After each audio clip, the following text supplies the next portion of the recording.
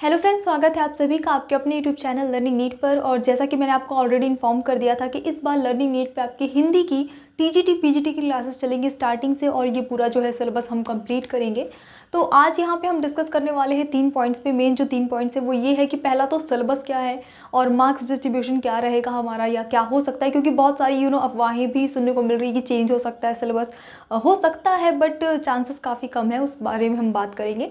और यहाँ पे दूसरा पॉइंट जो हम देखेंगे वो देखेंगे कि आपको बुक्स कौन सी पढ़नी, क्योंकि सबसे ज़्यादा ये कमेंट्स आते हैं कि बुक्स कौन सी ले तो हमारा काम बन जाएगा टीजीटी या पीजीटी के लिए या फिर किसी भी एग्ज़ाम के लिए। फिलहाल हम टीजीटी पीजीटी दोनों के लिए ही कॉमन क्लासेस में ये चीज़ें देखें कि कॉमन बुक्स आप क्या पढ़ सकते हैं। तीसरी चीज़ें हम डिस्कस करेंगे कि हमारा स्ट्रैटेजी क्या रहेगा, हम किस तरह से जो है लर्निंग नीट पे किस तरह से क्लासेस चलेंगी और किस तरह से आपको उसकी प्रैक्टिस करते चलना है। तो चलिए देख लेते हैं। सबसे पहले बात करेंगे यहाँ पे हम सिलेबस की। सिलेबस की बात करें तो देखिए, पहली बात तो सिलेबस में कोई परिवर्तन नहीं आएगा, इस बात को आप लिख कर ले लीजिए। पहली बात ये कि हिंदी आपका सब्जेक्ट है, तो हिंदी में हिंदी चाहे वो व्याकरण हो, साहित्य हो, संस्कृत हो, इसमें ऑलरेडी सब कुछ इंक्लूडेड है। जब कभी भी किसी शिक्षक भर्ती परीक्षा या किसी भी भर्ती परीक्षा का सिलेबस अपग्रेड होता है तो वो थोड़ा और एडवांस बनाया जाता है, थोड़ा और उसको कठिन किया जाता है। मतलब कुछ चीज़ें उसमें नहीं भी हैं तो भी उसमें ला के रख दी जाती हैं। ऐसा नहीं होता है कि वो चीज़ें हटा दी जाए। तो मतलब अभी आपके जो वर्तमान में जो सिलेबस है वो उसमें जितनी चीज़ें हैं वो चीज़ें आपको पढ़नी ही पढ़नी है। सिलेबस चेंज होता है तब भी और नहीं होता है तब भी। और रही बात सिलेबस चेंज होने की, तो संभावना बहुत कम है, क्योंकि आयोग आपको पता है वही है। ये चीज़ की जा सकती है कि जैसा सुपर टेट का एग्ज़ाम जो हुआ तो उसमें कुछ सब्जेक्ट्स को कंपलसरी एडिशनल सब्जेक्ट ऐड कर दिए गए कि ये भी करो अटैम्प्ट। ये चीज़ें हो सकती हैं, लेकिन अभी इसके बारे में कुछ भी कहना मुश्किल होगा, क्योंकि जब कभी भी सिलेबस अपग्रेड किया जाता है तो जाहिर सी बात है एक बार नया पैटर्न, नया पेपर, सब कुछ, तो हम कह नहीं सकते हैं। लेकिन चांसेस सिर्फ 1% ही है कि सिलेबस चेंज हो, तो आप जो सिलेबस है उसी के हिसाब से आपको प्रिपरेशन करनी है। अब बात करते हैं बुक्स की, क्योंकि बुक्स जो है वो बहुत इंपॉर्टेंट हो जाती है अगर आप एक अच्छे एग्ज़ाम के लिए प्रिपरेशन कर रहे हो और अच्छे से प्रिपरेशन करना चाहते हैं। तो देखिए, पहले इस पूरे चीज़ को समझिए, पूरे कॉन्सेप्ट को समझिए कि पढ़ना कितना है और क्या पढ़ना है। चाहे आप टीजीटी दे रहे हो, चाहे आप पीजीटी दे रहे हो, 3 पार्ट्स में आपका जो पेपर है वो डिवाइडेड रहता है। पार्ट्स इन द सेंस कि 3 पार्ट से आपके जो है क्वेश्चन आते हैं। एक आपका रहता है व्याकरण पोर्शन। अब व्याकरण में क्या है, व्याकरण में वही है आपका रस, अलंकार, संधि, समास, छंद, जो सारी चीज़ें हैं वही हैं। लेकिन क्योंकि एग्ज़ाम का लेवल टीजीटी पीजीटी है तो आपको थोड़ा अपग्रेडेड लेवल तक पढ़ना है, थोड़ी कठिन एग्जाम्पल्स भी सॉल्व करनी है, थोड़ा डीपली पढ़ना पड़ेगा, बस यही चीज़ें हैं। बाकी तो व्याकरण तो आपको आनी ही चाहिए। इसके लिए आप कोई भी अच्छी सी व्याकरण की बुक आप इसको पढ़ सकते हैं। कोई ऐसा नहीं है पर्टिकुलर कि इस राइटर की पढ़ो तो ही होगा, कोई भी आप बुक देख सकते हैं जो आपके पास अवेलेबल हो ऑलरेडी, पढ़ सकते हैं। या फिर आप यूट्यूब पे ही एक एक टॉपिक को प्रॉपरली पढ़ सकते हैं। हम भी देखेंगे ये सारी चीज़ें, पर फिलहाल व्याकरण आप बेसिक ही रहेगी, व्याकरण में ऐसा कुछ नया सा नहीं आ जाता है। बात करते हैं साहित्य की, तो मार्क्स डिस्ट्रीब्यूशन भले नहीं है आपके पेपर में, ऐसा कुछ नहीं कि फिक्स नंबर हो कि इतने का व्याकरण आएगा, इतने का साहित्य आएगा। I am sorry, I know कि थोड़ा शेडो आ रहा होगा, बट लाइट का थोड़ा अरेंजमेंट इधर ही हो पाया है। एंड संस्कृत इतने का आएगा, लेकिन फिर भी ओवरऑल में जितने भी हम अगर प्रीवियस ईयर के क्वेश्चंस देखते हैं तो वहाँ पे सबसे ज़्यादा जो आया है साहित्य आया है, यानी कि सबसे ज़्यादा अंक के साहित्य पूछे जाते हैं, लिटरेचर पूछा जाता है। तो सबसे ज़्यादा मेहनत भी इसी पे करनी पड़ेगी। उसके बाद आपकी संस्कृत आती है, जिस पे हम बाद में चर्चा करेंगे, क्योंकि अभी हम शुरुआत करेंगे साहित्य से ही। साहित्य के लिए अब देखिए, व्याकरण के लिए तो बेसिकली आप जिस भी राइटर की आपको पसंद हो आप पढ़ सकते हैं। बहुत सारे राइटर्स हैं, आप किसी की भी लूसेंट वगैरह की भी ले सकते हैं। पब्लिकेशंस हैं अलग अलग, अरिहंत है, लूसेंट है, ठीक है, संस्कार है, तो ये सारी आप पब्लिकेशंस प्रेफर कर सकते हैं। साहित्य की बात करते हैं तो देखिए, इसकी प्रिपरेशन आपको एक्चुअली 3 तरीके से करनी है, 3 स्टेजेस में करनी है, 3 लेवल पे करनी है। कैसे? सबसे पहले जो आपको करना है वो तो आपको अपना प्रिपेयर करना है बेसिक्स प्रिपेयर करना बहुत ज़्यादा ज़रूरी है। कई बार होता क्या, हम गलती क्या करते हैं, देखिए कोई भी एग्ज़ाम की तैयारी होती है ना, आज हमने फॉर्म भरा, या फॉर्म नहीं भी भरा, पेपर में निकला कि ये फलाना भर्ती जो है वो आने वाली है। मैं देख रही हूँ, मैं नोटिस कर रही हूँ ये सारी चीज़ें, यूट्यूब पे भी एक ट्रेंड है। कुछ नहीं करते हैं, बस कोई मॉक टेस्ट उस एग्ज़ाम का या कोई प्रैक्टिस सेट ले आके उसको सॉल्व करने लगते हैं। हम ये देखते हैं कि बिना पढ़े हम कितने नंबर का सही कर सकते, करते हैं कि नहीं करते, बताइए? सब करते हैं। कोई फॉर्म भरा नहीं तो तुरंत उसका प्रैक्टिस सेट लेकर आके सॉल्व करने लगे, ये देखने के लिए कि हमको बिना पढ़े कितना आता है। और इत्तेफाक से अगर प्रैक्टिस सेट थोड़ा इजी लेवल का हुआ तो फिर हम आसमान में उड़ने लगते हैं, हमारी प्रिपरेशन तो काफ़ी अच्छी है। यही गलती करते हैं। ये चीज़ नहीं करनी है, आपको एक स्टेप बाय स्टेप चीज़ों को लेनी, क्योंकि बेसिक से प्रश्न बहुत बनते हैं। आपने देखा होगा भी ये इनकी पहला रचना कौन थी, इस रचना के या इस उपन्यास के रचनाकार कौन है, इन्होंने जो है इस पत्रिका का संपादन कहाँ से किया, या इस फलाना पत्रिका का संपादन किसने किया। तो ये बेसिक्स है, ये सब कुछ बेसिक में आता है और इसी से सबसे ज़्यादा प्रश्न बनते हैं, इसको नहीं छोड़ना है। बुक की बात करेंगे, बुक कौन सी पढ़िए, तो देखिए आप फ्री में आपको बुक मिलेगी एनसीईआरटी की बुक आप नेट से free of cost PDF download कर सकते हैं।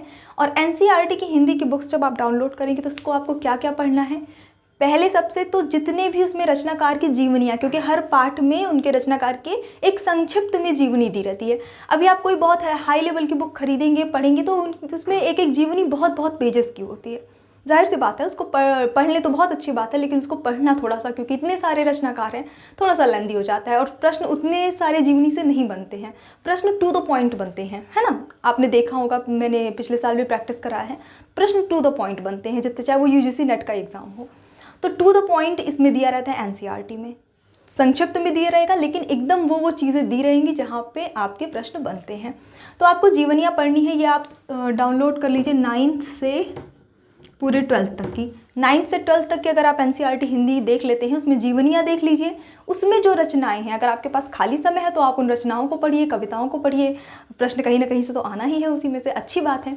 और उसके रचनाकार, वो सबसे इम्पॉर्टेंट है कि उसमें जो रचनाएं हैं उनके रचनाकार कौन है, तो ये भी आपको वहाँ से याद हो जाएगा। तो मेन चीज़ जीवनियों पे फोकस करिए, प्रश्न वहाँ से बहुत ज़्यादा बनते हैं एनसीईआरटी में। तो इस तरह से तो आपको बेसिक क्लियर होगा, कोई बुक नहीं खरीदनी पड़ेगी। अब जो मेन चीज़ आती है, क्योंकि एग्ज़ाम किसका है, टीजीटी पीजीटी लेवल का है, तो हमें थोड़ा सा हाई लेवल पे जाना ही पड़ेगा।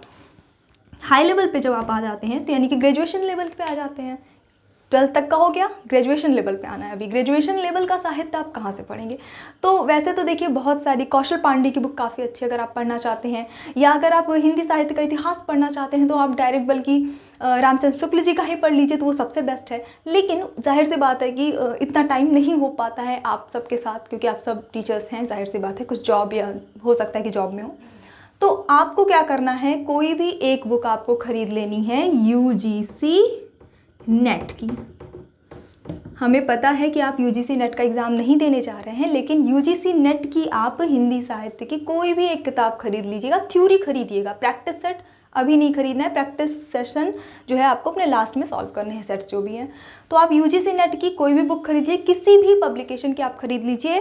मैंने कई सारे बुक्स जो है वो रिव्यू की ये वीडियो बनाने के पहले, तो मैंने ये चीज़ नोटिस की है कि सभी बुक में वही चीज़ें हैं घुमा फिरा के, क्योंकि साहित्य थोड़ी ना बदल जाएगा। अब अगर किसी भी चीज़ की रचना जिसने की है मान लीजिए, तो वही करेंगे चाहे किसी बुक में लिखा रहा है, साहित्य नहीं बदलता। और पब्लिकेशंस की बात करें तो सब में वही कॉपी पेस्ट है, सब में A to Z। कुछ कुछ बुक्स तो ऐसी हैं कि डिट्टो ऐसा लगता है अगर उस बुक से पढ़ाओ तो दूसरी बुक वाला सोचेगा कि ये मेरी बुक से पढ़ा रही है, ऐसा सिचुएशन है। तो आप कोई भी बुक पब्लिकेशन ले सकते हैं, अरिहंत ले लीजिए, संस्कार ले लीजिए, कुछ भी ले लीजिए, यूजीसी नेट की बुक, तो इसमें आपको हाई लेवल का पूरा जो है साहित्य मिल जाता है प्रैक्टिस के लिए। संस्कृत की बात हम फिलहाल अभी करेंगे ही नहीं, संस्कृत की बात हम आगे करेंगे।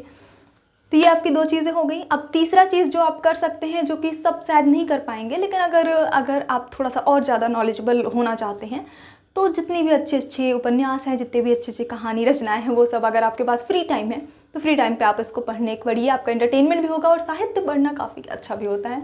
तो ये तो हो गई बुक्स की बात, आप ये बुक्स देख लीजिए। फिर भी अलग से आप एक बुक लेना चाहते हैं, एक बुक में कभी साहित्य कंप्लीट नहीं होगा, आपको कई अलग अलग बुक्स लेनी पड़ेंगी। जैसे हिंदी साहित्य का इतिहास जो है उसके लिए आपको एक अलग बुक लेनी होगी। हर चीज़ को आप अलग अलग बुक लेके पढ़ेंगे तभी आपको डिटेल नॉलेज मिलेगा। हम कैसे प्रिपरेशन करेंगे, अब थर्ड पॉइंट पे आते हैं, जो हमारा लर्निंग नीड पे सिस्टम चलेगा। तो यहाँ पे देखिए मैं थ्योरी पे इस बार फोकस कर रही हूँ। पिछली बार मैंने सिर्फ प्रैक्टिस कराई थी, हालांकि एक्सप्लेनेशन के साथ था, बट इस बार हम क्या करने वाले हैं कि थ्योरी पढ़ने वाले। थ्योरी पढ़ेंगे, दिमाग में वो चीज़ें रहेंगी तो क्वेश्चन सॉल्व कर लेंगे, है ना, उस कॉन्सेप्ट को ध्यान में रख के। तो थ्योरी पढ़ेंगे और जिस दिन हम जो थ्योरी पढ़ेंगे जिस भी टॉपिक का, उसके नेक्स्ट डे आपको उसका मैं प्रैक्टिस सेट प्रोवाइड कराऊंगी और साथ ही साथ फ्री ऑफ कॉस्ट पीडीएफ भी मिलेगी आपको हमारे टेलीग्राम चैनल पे। लिंक डिस्क्रिप्शन बॉक्स में है, आप वहाँ से ज्वाइन कर लीजिएगा। तो अब पढ़ना कैसे है, क्लास अटेंड करिए, जो भी चीज़ें हैं उसमें नोट्स बनाइए, आप अपने पर्सनली चाहें तो एनसीईआरटी के नोट्स बनाइए, इसके नोट्स ज़रूर बनाइएगा। अगर आप पढ़ते हैं, जैसे मैं भी, तो मैं रिकमेंड कर रही हूँ, आप पे डिपेंड है आप पढ़ते हैं कि नहीं। अगर आप एनसीईआरटी का देखते हैं तो प्लीज़ इससे टू द पॉइंट्स नोट जरूर बनाइएगा, वन लाइनर फॉर्म में, या फिर एरो एरो बना के कुछ अपना हायरार्की टाइप का फ्लो चार्ट का एक छोटा सा नोट जरूर बनाते चलिएगा। वो आपके रिवीजन के लिए बहुत बेस्ट होगा लास्ट में, क्योंकि देखिए आपको पता है कि आपको कौन सी चीज़ ऑलरेडी आती है और किस चीज़ को रिवाइज करने की ज़रूरत है, तो आपके खुद के बनाए नोट्स आपके लिए बेस्ट होते हैं। तो आपको नोट्स बनाते चलना है, और नेक्स्ट डे जब आपकी प्रैक्टिस सेशन होगा तो उसमें दो फ़ायदा है। एक तो जो कल पढ़ा है वो आज याद है कि नहीं है ये पता चल जाएगा। कई बार होता है कल का पढ़ा आज भूल गया, उस समय लगता है कि वाह सब बनने लगा, बट आगे चल के क्या होता है, भूल जाता है, तो वो चीज़ नहीं होगी। और अगर इनकेस भूल भी गया है तो याद हो जाएगा, है ना। तो ये हमारा स्ट्रैटेजी रहेगा, theory and practice, theory and practice. और फिर एक टाइम के बाद आएगा कि जब आपकी सिर्फ प्रैक्टिस बचेगी। एंड अगर आपको अभी भी प्रैक्टिस करते रहना है, मतलब आप खुद को परखते रहना है कि मुझे कितना बनता है, तो हिंदी टीजीटी पीजीटी नाम से एक प्लेलिस्ट ऑलरेडी है, उसमें सारे क्वेश्चन को एक्सप्लेन करके बताया हुआ है, तो आप वहाँ से जाके उसको भी चेक कर सकते हैं। सो क्लासेस रेगुलर चले, इसके लिए प्लीज़ चैनल को सब्सक्राइब ज़रूर कर दीजिएगा, थोड़ा सा अच्छा लगता है, मोटिवेशन मिलता है। एंड ये सब्सक्राइब करते हुए बेल आइकन हिट कर दीजिएगा ताकि आपको नोटिफिकेशन मिल सके। So yes, thanks for watching, keep studying, और कल से हमारी क्लास स्टार्ट होगी। Bye bye.